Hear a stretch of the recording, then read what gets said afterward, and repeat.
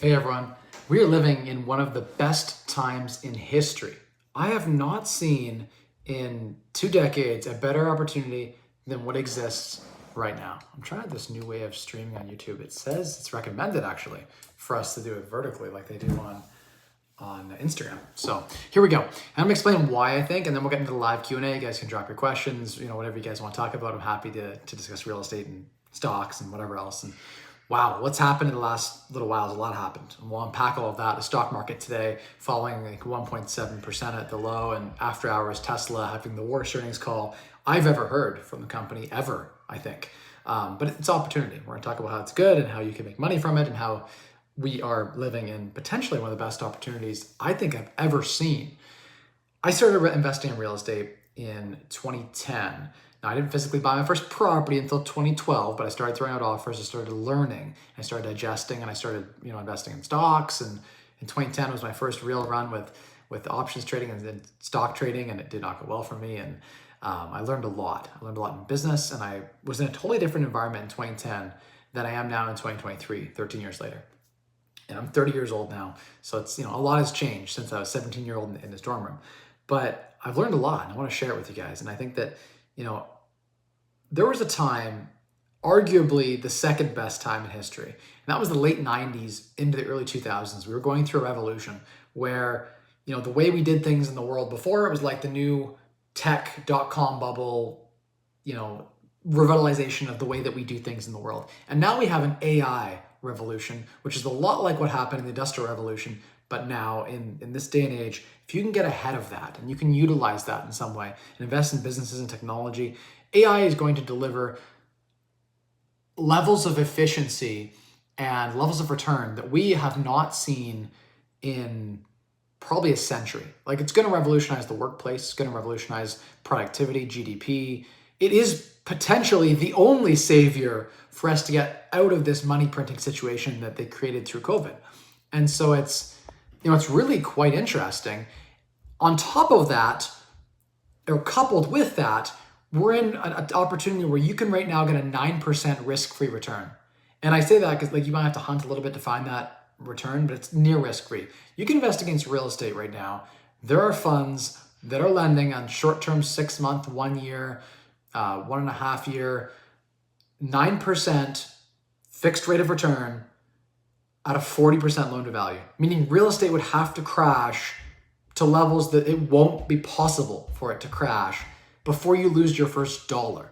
So it's effectively a risk. Like, it's safer than your money in the bank. The chance of the bank, collapsing and your FDIC insurance, it's only $100,000 per account anyway. So you had more than $100,000, you'd be at risk anyway. But let's just say the bank's collapsing and by the way, if real estate fell another 60% from where it has already fallen here in Ontario specifically, we'd be looking at 100% drop in the price of real estate. At that point, the banks would become insolvent because all of their notes would be insolvent. So we're talking about government intervention. So no matter what, there's government intervention and government bailouts.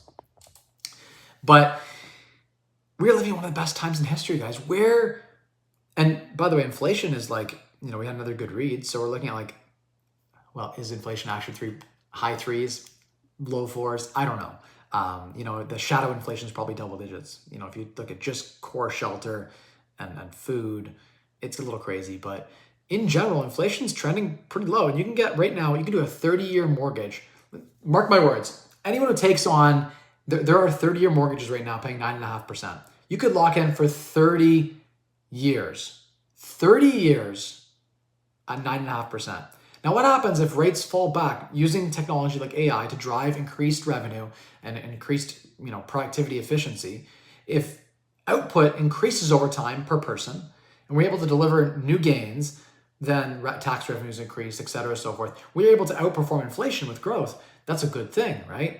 And over time, what that does is lead to a 0% interest rate environment, right? Or a very, very cheap debt. That is what will happen. We will have another cheap debt cycle. Maybe not 0%, maybe it's 4%, 3%, but that's coming.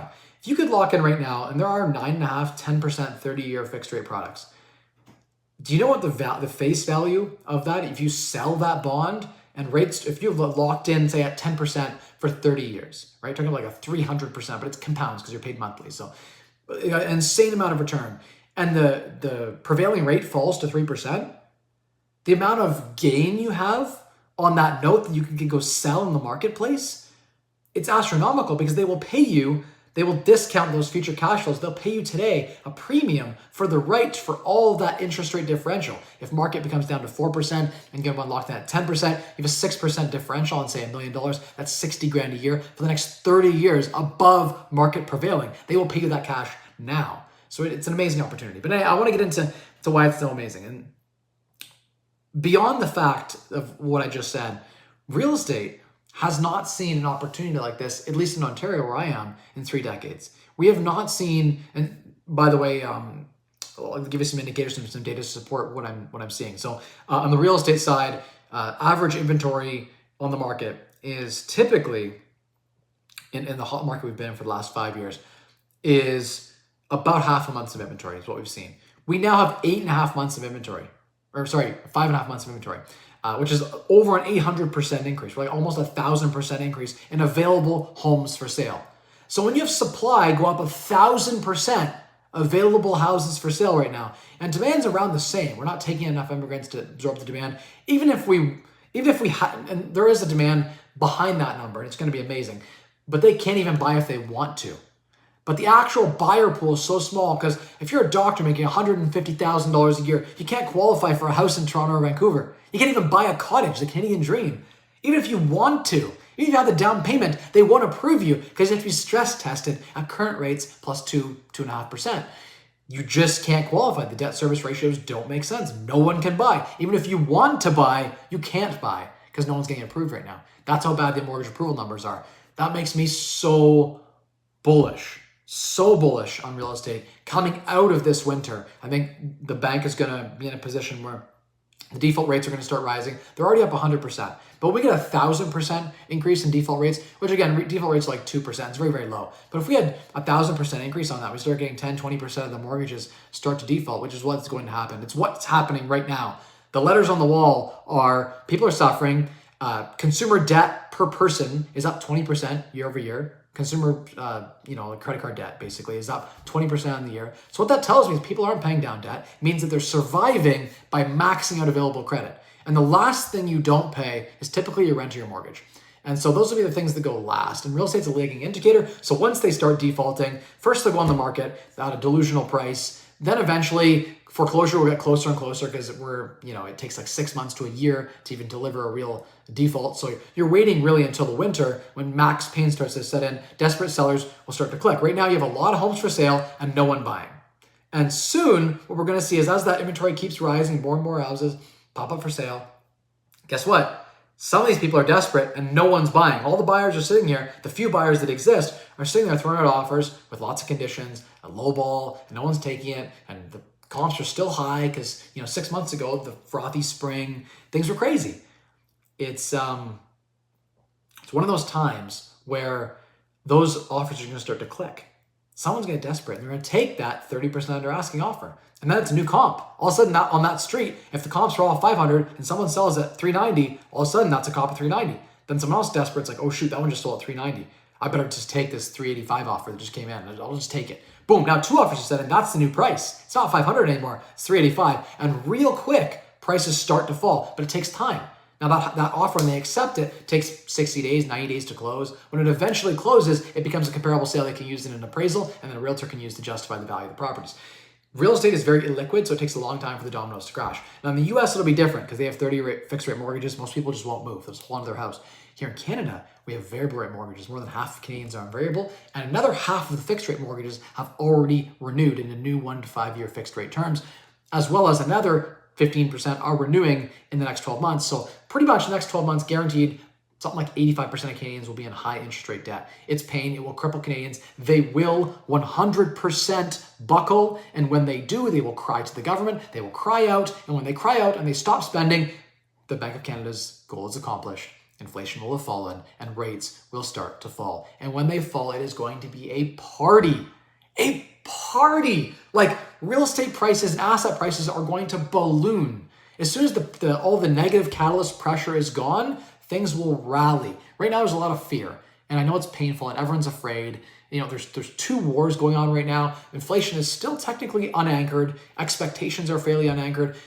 We're gonna have actually some good earnings in a lot of these businesses, because inflation leads to good earnings. If the business is good at management, they'll raise prices faster than their wages are rising, and wages tend to lag, catching up to pricing. So what we should see is actually some good earnings. But it's going to be there's like a tinderbox of excitement and just ready for a match to fall in it. And I'm excited for it. In the next 5 years, we're going to see an insane bull run led primarily by efficiencies in AI, delivering productivity and resulting in lower rates. There will be a ton of additional, and then on top of that, there's also the quantitative easing. We've been going through a quantitative tightening cycle right now. They printed like 35% of the available money supply, and now they've been tightening it for the last year. It's been painful. Oh, we got some super chats here. Cool. Sorry, guys, I missed that.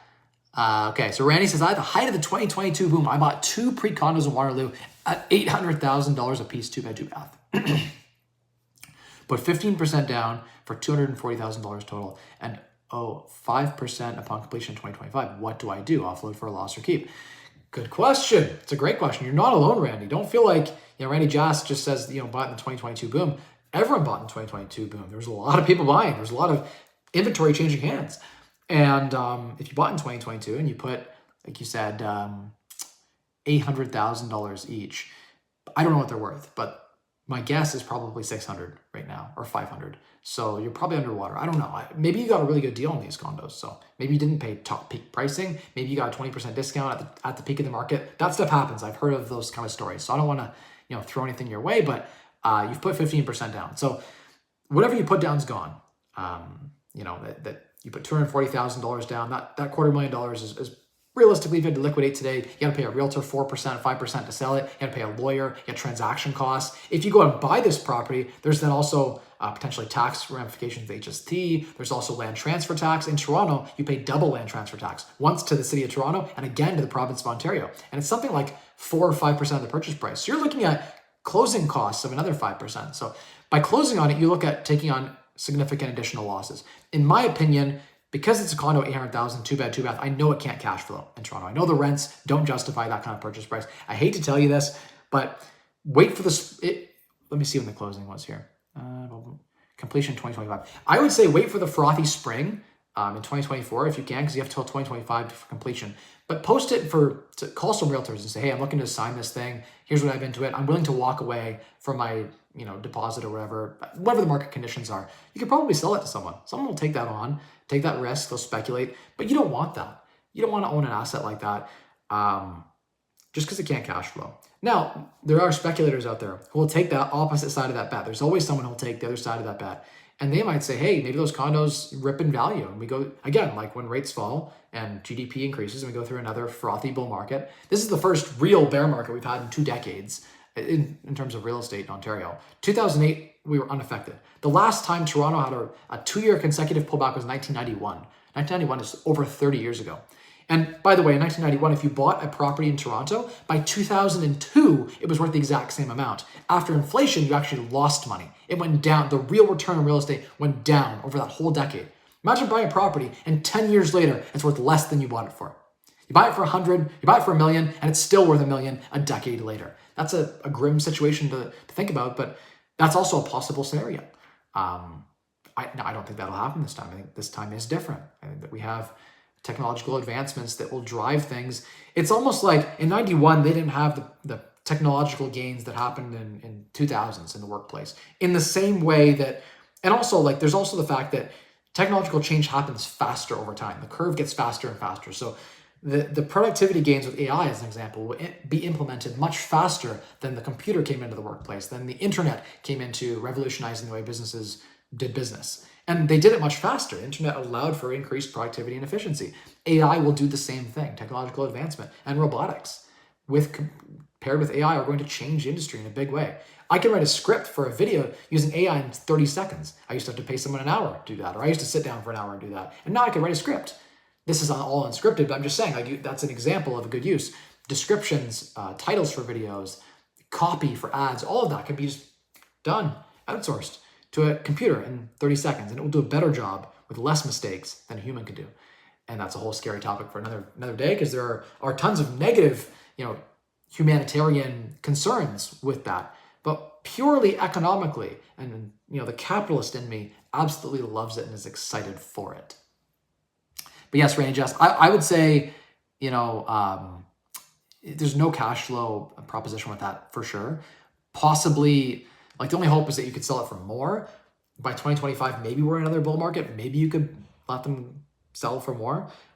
I'm an investor that invests for cash flow. And when I buy a building, I like to be able to hold it forever. The times where I've deviated from that strategy, from my main ethos around and just like the play of buying solid buildings that produce quality cash flow that you never need to sell. Every time I've done a flip or something, I've always regretted and been like, thank God I sold that flip, because I feel so much better not having to time the real estate market. It's nice.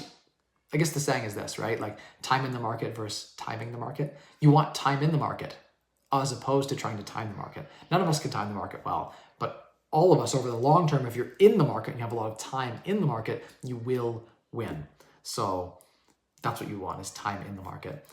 But over a 5-year period, who knows? 2-year period, who knows? With a condo that's not cash flowing, you're very much required to speculate. So yeah. Oh, Port Cities did a super chat. Hey, thanks. Hey, Mike, here's a coffee since I asked questions in the chat. Not sure if an idiot for backing out of a deal. Not necessarily. Let's read about it. Let's read about your deal. Hey, Mike, would you ever buy a property which is being sued by the neighbor for building a retaining wall on the property? 8 units, 6%. Cal listed 800K, offer 715. I was the only offer.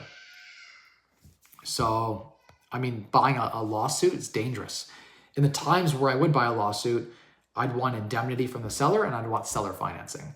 Those are the only conditions in which I want to buy an existing lawsuit problem. If the seller is willing to give you seller financing, they have skin in the game. You can then, if you need to go back on them, you can just then take some out of the seller financing. So definitely get a vendor take back seller finance deal. If that isn't the case, walk away. I've never walked on a deal. Twice now, I should have walked on deals. I took over a deal and I lost money on it because I wanted my brand and my name to be something. When I signed a piece of paper, I didn't walk away because my ego. That was a mistake. I should have let them sue me. I should have said, hey, I should have walked away. But I'd signed, there was some information I didn't know about the property and I found it after, but I'd already signed a firm offer. And so I closed anyway. And I regret it still. I should have just walked away and been like, sue me. And we'll hash it out in court. That's what I should have done. I've never missed a closing. 150 properties, never missed a closing once. I've always closed. So I'm maybe not the right person to ask because I value that brand, that when I sign my name to a contract, everyone knows that I close, always. And I mean what I say when I sign a contract, always.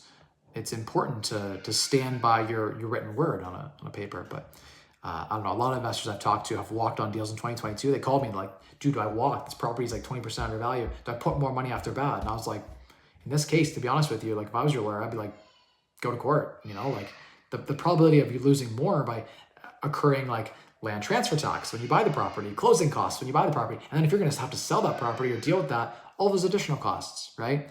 So I don't know. I don't think it's worth the headache unless you can get seller financing and an indemnity backed by the seller as well. So I understand you already own the contract, but I don't know. I would say that if you backed out of the deal already, maybe they wouldn't take your offer. If you've backed out once, I don't think they would probably take your offer a second time, but who knows? Who knows? All right. David says, what are your thoughts on the industrial real estate? I have an opportunity to buy in as a limited partner in a fully leased building with absolute net leases in Saskatoon.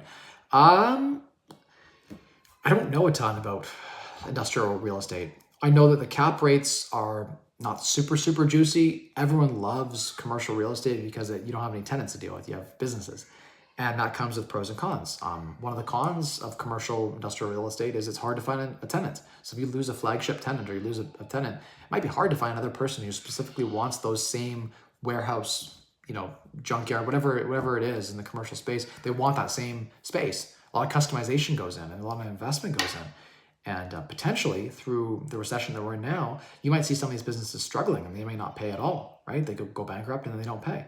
So there's risk of bad debt expense. There's risk of higher vacancy in these types of buildings. But you said it's fully leased. So I mean, do due diligence on those businesses that are leasing those spaces, because I got businesses, 1 month from vacancy or 1 month from bankruptcy, then you're going to have vacancy. So there's risk there for sure, but do your due diligence, and if the numbers work, go for it. Power to you. I think that those are some cool projects. The financing on some of the industrial commercial stuff is brutal right now. You're looking at like prime plus, you're looking at 8-9% interest, 10% interest sometimes on some of these business notes, 11-12%, some of the commercial stuff. The thing that's so sexy about large scale multifamily in Ontario specifically is that CMHC is a government funded organization here in Ontario that allows you to buy multifamily without your personal income, just on the business itself, like the property itself has to qualify. And that property, if meets number of metrics, and you get there's a certain point system on how efficient you can make it, or if you can do affordable housing, there are different options, but government subsidized really, really low rates. Like at one point you could borrow at 1% for 50-year amortization, 95% loan to value. You could put 5% down on a $10 million building. And the rates were so juicy. Even today, they're like 5%, 5.5% for CMHC financing. The government is subsidizing below 2% below prime on large multifamily. That's huge. And that's what props up Canadian real estate and Ontario real estate, is that the financing on large residential multifamily properties that do qualify for the program. Like some weird non-purpose built janky buildings don't qualify, but for the most part, these buildings qualify. And when they do, then we're in a situation of, it can be a really great situation where you can potentially buy a building for like $3 million, kick some tenants out, do some renovations, make it really nice, get the rent roll up, get the expenses down, go back to CMHC at $5 million, 95% loan to value, and have 5% equity in the deal. And that equals way more than you put into the deal. So you buy these multifamily properties and they pay you $1 million to buy it. You have no money in the deal. You recycle it and go on to the next. And they'll subsidize it. There was a time where when rates were 3%, your CMHC was like 1.5. I'm looking at a deal right now with an existing 1.29% mortgage on it. And some of these mortgages are in the large multifamily space, it's 50-year amortization with CMHC.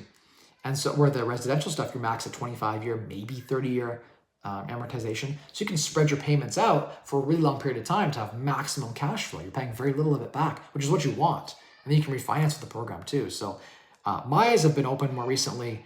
With rates being so high, it's like, well, how do you make stuff work? The large multifamily stuff still kind of works because rates are subsidized by the government. And these programs are such that CMHC basically insures the mortgage. So these banks will take on what they consider very low risk-free returns. And so you can borrow at like GIC rate returns. It's literally like the GIC rate. I think GICs are in the 5s. So you can borrow in the 5s. And that's where it's interesting. It can be very, very interesting to put those onto buildings. And that's what makes my interest in large multifamily so interesting. We just bought a 23-unit property here in Ontario, and it's going to be, we're hoping to requalify and zone the property so I can bring that back to CMHC and put a mortgage on it at potentially double. Put the mortgage on it for double what I bought it for. So such a huge cash hit, right? Like imagine buying a building and it pays you the entire purchase price back in a 2-year period, right? So those deals are super sexy. I'm looking for more of those as I go on my quest to accumulate 250 to 500 doors. I think that's a big piece of it. And I love what's going on in Florida too, but they don't have the same financing that we do here. It's just like the Canadian market is propped up by really cheap debt and great financing terms. Where can you put 5% down on a $10 million building? No one in the US is going to give you 5% down on a $10 million building. Like, could you imagine buying a $10 million building and putting $500,000 down? Like what? That happens in Ontario. It's for certain buildings that qualify. And so that was kind of a revelation for me. And just scale too. Like it's so much easier for me to do 2 or 3 big deals than to do like 20 small deals. Just so much easier on my time. How many offers I have to write? How many, it's just a lot easier. So that's why I'm excited about multifamily. All right, next one says, I'm looking at assuming an FHA loan with 3% interest. Do you know that FHA and VA loans are assumable? I don't know that all of them are, but there are a lot of mortgages like FHA and VA that are assumable. There's actually a website for it. I'm trying to remember the name of it. There's a website in the US where all these properties are listed on there. There's like thousands of them. And it's listed based on the mortgage. And you pay a small point, but when you buy the property, you assume the mortgage. And so you can actually just search like Airbnb type properties or any rental properties, duplexes on there, whatever, that are for sale that have assumable mortgages at 3%. So there are so many of them. That's what's saving the US residential market. The commercial market's totally fucked in the US, but the residential one is potentially really, going to be okay because of that, because of the assumable mortgages. It's just that a lot of people that would have bought are now renting. And so that's why rents are jacking in through the roof. We're seeing, for the first time in a long time, crazy rent appreciation. Like just the inflation in the rental market is just unreal. And that's partly because there's not enough supply and way too much demand. All the people that were going to buy are like, oh shoot, mortgage is 9%. I'm going to pay $4,000 a month for mortgage and taxes. The rent is $3,000 a month for the same house. Meaning I've got to put an extra $1,000 or $2,000 plus maintenance and everything else. I got to put extra insurance, whatever else, $2,000 a month to own. Do I want to own that badly for the exact same house that I can rent for less? And it's messed up. Like there was a time where with low rates, you had these massive houses renting for so little. And it's like, man, these investors are actually not even covering their own. They're actually losing money. But it's because they have cheap debt locked in for 30 years. They're subsidizing the rents. And so rents have to come up. So rents will push up higher. All the people will pile in and arbitrage the rents because they have no choice. They can't even afford $6,000 a month, but they can afford $3,000 a month. So it's like, it's just whatever you can afford, right? But definitely look into that for sure. If you're looking to buy, definitely assume if you can. Is quantitative easing over? Well, we've been going through a quantitative tightening right now. We haven't eased in a while, not that I know of. The higher they raise rates and the more they tighten the money supply, that's quantitative tightening, not quantitative easing, right? Easing is when they print a ton of money. And recently they actually haven't been doing a lot of printing. Or when they artificially push rates lower than they need to be, also creates a similar effect. But it really depends on how many bonds the Bank of Canada is buying or selling. Grinder says, hi Mike, hope you're well. Would you refinance property now or would you wait because of the interest rates? I would wait. If you can wait, I would wait. I think we're about to go a little bit more pain, and then it's going to get a lot easier. Port City says, hey Mike, would you ever buy a property which is being sued? I did that question already. Answered that question. Even at market rents and 5% interest, those condos will negative cash flow $800 a month. There you go. So it just tells you there's no cash flow there. And that's probably not even a real number. That's not including bad debt expense, which is occasionally you don't get paid rent. It's called bad debt expense. So it's where they occasionally, one in every 5 years, sometime it won't pay you a couple months rent. You lose that. There'll be vacancy too when they change over. They'll be refreshing the unit when they move out and move back in. So painting and whatever miscellaneous stuff. When you factor all of those real expenses in, most people don't, it's actually much more than that. And property management and all the other expenses that go along with that, and tenant placement fees, which are like another 10% of the rent goes to tenant placement fees. After all of that, you'll find that you're for sure not cash flowing. My rule of thumb is currently, if a property is $800,000, it needs to be bringing in around $14,000 in rent for me to be attracted by it. So I need more than the 1% rule at these rates to guarantee cash flow. And 5% is generous. Like you're looking at like really realistically like 7% right now. 6% maybe for your, depends if you go variable or fixed, I guess, but the current prevailing rate, the Bank of Canada, has kind of set it. So all the banks are the same. So pick TD, RBC, the bank rate is 7.2% right now. So bank prime is 7.2. So if you HELOC, the best case scenario is at 7.2. It might be at less. It might be at more, sorry. It might be like prime plus 1. So 7.2 plus 1, 8.2. But in that range for a HELOC. Now, your 5-year fixed rate mortgage right now in Canada is still like in the 6s. So, I mean, you might get something at 5.99 in the 2 or 3 year fixed. Josh says, always appreciate the wisdom listening to this while painting a burr. Are you going to turn the rigs on next month with the new cheap overnight hydro plan? Keep grinding. Yeah, I've thought about it. So Ontario implemented a new program under Doug Ford where they're trying to incentivize people to buy EV vehicles and charge their vehicles at night only. They're dropping the hydro rate to 2 cents a kilowatt hour. It's normally like 16 cents on peak. So it's 800% cheaper. It's almost free hydro at nighttime in Ontario. 2 cents a kilowatt hour, everything you can mine, it makes sense. I thought about it. I thought about hooking a couple rigs up, and I have them all dismantled right now, but yeah, maybe. Mike, you're so much opportunity. Totally right, 100%. Building this out, bidding more, 100% true. How's it going? Dorian says, hey, how you doing? All right, I threw the whole Q&A. Okay, I'm going to blast real quick some more thoughts, and then I'm going to wrap it up early tonight because sweet. I don't think I've ever wrapped a stream up in under 30 minutes. I'm going to be over 30 minutes today anyway. It looks like I'm at 29 minutes and 46 seconds. So I'm not going to beat 30 minutes, but it is what it is. All right. Concluding thoughts. Still do state of the market. How about that? So what has happened? Today, the market fell 1.6% in the NASDAQ. I am up today because I hedged my entire position. I'm trying to keep my band really tight, so I'm not extremely long, I'm not extremely short. I have that cash sitting there because I'm ready to deploy it on multifamily, so I'm very careful with how I'm investing it right now. So I didn't feel the 1.6% drop on the NASDAQ hardly at all today. I was hedged. Actually, up a little bit because I closed some of the hedges towards the bottom. So today was a good day for me. But yeah, I've just not taken an extreme position one way or the other, and that's been working out really well as of late. But I'm not really trading. I'm kind of just hedging, keeping the cash there. I want to pull it all out of the trading account, but I need a place to put it. I need an opportunity. And I'm waiting for the right opportunity. And it's coming this winter. I want to get all cashed up. I'm trying to recall all of my loans right now that are out. I'm trying to sell off buildings. Or if I don't sell the building and I decide to keep it, then it's like sell or refinance. And if I don't sell, then refinance path, find the cheapest way to refinance it, take that capital and go buy some stuff. For the first time in a long time, I think it's actually wise to pay down debt. If you have debt that is above 10% interest, might be wise to pay it down. This winter is when you're going to want to, like, towards the real pain that's going to set in just as rates start to rise again. You will see the worst of the comps, the worst of the price points, all of that. It's going to be, I think, this winter. Now, it's possible we get double dip and we rise in the spring and then we fall further next December. The low is always in December. So the bottom of the market will fall in December, January time period. Will it be this December, January, or next December, January is the real question right now. It's bad out there, guys. There's my state of the market is like, again, supply is available listings, number of months of available inventory that exists in my market right now is up 800%. 800%. Prices haven't fallen that hard yet. But when inventory rises 800%, do you know what happens? People start to sell.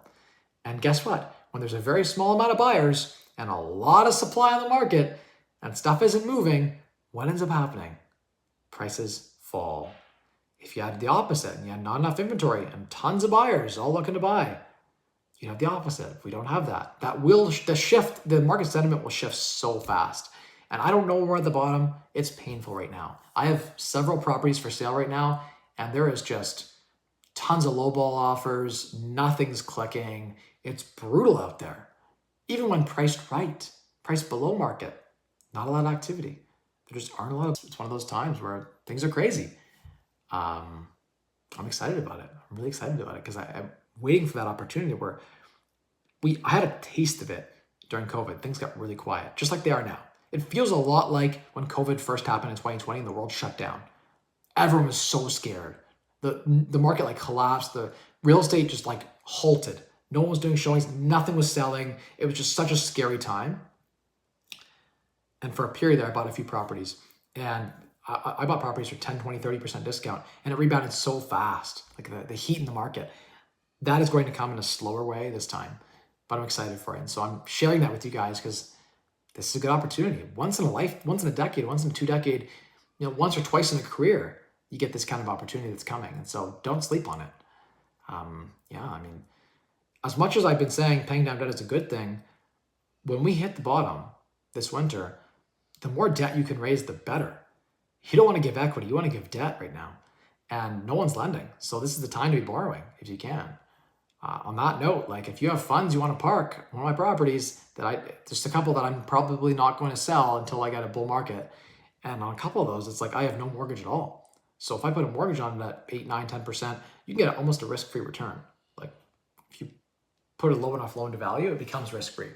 Mortgage lending can be risk-free debt if you structure it properly and you are careful with how much you loan to the relative of the property. If the property is $1 million property and you lend $400,000 in first secured position with no one ahead of you, hell, that's a risk-free note. Whatever your return is risk-free. There is zero chance that a property goes from being worth $1 million down to 400. If there's proper insurance in the property, you're covered, right? If anything happens, the insurance company pays you out. You're first secured, right? It is literally a risk-free. The government steps in before prices fall up that hard. The average mortgage is like 70% loan to value with the bank. And so if prices fell another 30%, the banks would all be imploding. We have 5 major banks in Canada, and they would step in for government bailouts. The number one driver of GDP in Ontario is real estate. Number one driver. So we are such a real estate heavy, like we're just in such pain here in Ontario, and things will turn, they have to, or government intervention. So that's my take. Hey, right on. Port City says, hey, I appreciate the value. I started watching at 0 units at 11 now and still going. Good for you. Right on. Would you set up a fund to buy properties or go deal by deal? I've been going deal by deal. It's just a lot of work to set up a fund and a lot of hoops you have to jump through, and you're accountable to all these people. I would do it with like friends. Like if a few people reach out to me like, hey, I have $1 million or $2 million. I want to go and make a little fund with Mike Rosehart. Like let's put our capital together and buy a corp. I'd be open to that. You know, like with friends, I would do it. I don't want random people calling me. I've done that. I've done JVs with people I don't know. I did JVs with a lawyer once. I did JVs with a banker once, an iBanker, and they're assholes and hard to deal with. And they always like to litigate, and they aren't fair. It's not cool. I don't JV with strangers at all now. I have to get to know the person. I have to like the person. They have to be reasonable to get along with, because I don't need the money. I really don't. It has to be an enjoyable experience for me, and I want to work with people that I enjoy. I don't have to do anything. Like I'm blessed that I don't have to, right? So I get to be picky. I'm thankful for the right to be picky. Bum, bum, bum, bum. All right, I have $600. What should I invest in? I would say $600 doesn't matter. Like, sorry, I don't want to be rude. If you invest your $600 and it grows by 50%, we're talking $300. You can make $300 by working in one evening at a side hustle, doing something, doing real estate photography, pick your side hustle, go renovate someone's property, go help sell a wholesale property, go work for a realtor, go pick up some side hustle job, and you can make way more than you can make trying to focus your time on investing. When you don't have a lot of money, it doesn't matter what you invest in. What matters is you go and find a way to spend less and earn more. Once you've built up a bit of a nest egg and you've got 50,000 or 100,000, then what you invest in starts to matter. But realistically, if you spend all of your time, like market returns are say 10% a year, and if you could find a way to get like a 30% return, which is 3 times market S&P 500 returns, that would make you a great investor, right? Like if you could achieve that on a continual basis. The amount of time you'd spend to get that edge, the benefit you'd get on $600 times 20% extra return, we're talking nothing, like $120 a year, $10 a month. It's just, you know, I would say that it's, a lot of people get focused on what to invest in, and I think it's more important to get your spending right and to get your income right. And a lot of people don't have their income right. They're not working hard enough. They don't have a side hustle going. So that would be something I would say to get going is find ways to raise your income up and bring your expenses down and then start going at it. But in general, I would say like you got to park your money somewhere. Park it in the S&P 500. Today was a nice down day in the S&P 500. Go buy the VTI index, the ETFs that go open a Wealthsimple account and go buy a few global low fee ETFs. Look for the MER, the management expense ratio. As long as it's really low, you have global exposure to the S&P 500. Go get some, Brazil, Russia, India, China. Get a whole bunch of, exposure to the emerging markets as a small percentage of the portfolio. And don't even think about it. Leave it there. You get a 10% compounded return. Go look at it in 7 years. Add everything you save, start adding to it. And when we have some real capital, then we'll talk about buying a property where you can get involved in the right kind of property, renovate it, increase the value, use a mortgage and leverage to effectively take your return 100, 200%. Then it can really matter, right? Like by putting your time in to your business or to your property investment, then you can get a much, much better yield. But in the beginning, I would say it's more important to focus on ways to earn more money. So find ways to increase your income. Often that means starting side businesses like side hustles. That's the key. All right, guys. Appreciate y'all so much. Oh, I missed one. Varun says, hi, Mike. Are you refinancing this market? Doesn't make sense at these rates. Where I have another opportunity that is large enough in return to justify borrowing the expensive money, I will borrow at these rates. Where I have money parked, I'll just pay down an expensive mortgage and wait, right? It like depends on what opportunities you have in front of you. Soon, there's going to be some really, really great opportunities, and I want you guys to chase those opportunities. So I would say, my thought is, chase those opportunities and find, if you have to find money at 10% or 15% to take down some of these opportunities, if the opportunity is strong enough the opportunity can service that debt even at 15%. If you borrow the first mortgage at 6% and you need to find the capital for the second part of it, like the renovation or some of the equity, and you got to borrow it from another one of your properties to do that, or from wherever you got to borrow that capital. If the income from that new deal covers and services all of that, that's a net win. That's a good time to borrow. Now, if you're borrowing money and the property doesn't cash flow and it can't service this debt, that's dangerous. A lot of developers, a lot of builders, a lot of big guys taking on a lot of big projects, they aren't cash flow positive. Be careful. Word of caution to those people investing with those people and looking at those deals, especially all the mutual fund trusts and the small REITs and all of those guys are taking massive amounts of risk with borrowed capital on deals where they can't get the tenants out and they're stuck with low cash flow. Just be careful. Shit is going to hit the fan this winter. It will be fun, but it will also be scary. Hang in there, guys. If you have some liquidity, hold on to it. If you have some cash reserves, hold on to it. If you can go out there and earn a little extra cash, this is going to be a time where you can take your capital, you can 2, 3, 4, 5x it over the next 5, 10 years. We're going into a really great opportunity zone, and I'm super excited to be along the ride with you guys. Thank you so much for watching, everyone. Remember, the secret to unlocking wealth through you is 3 levers and control your financial future. Spend less, earn more, and maximize returns in the difference.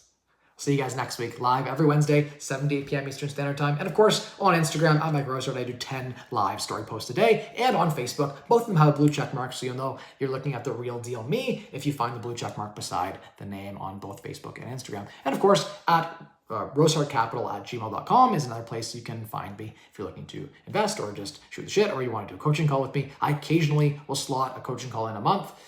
For those people who are interested in that. So anyway, thank you everyone for watching, and we'll see you next week.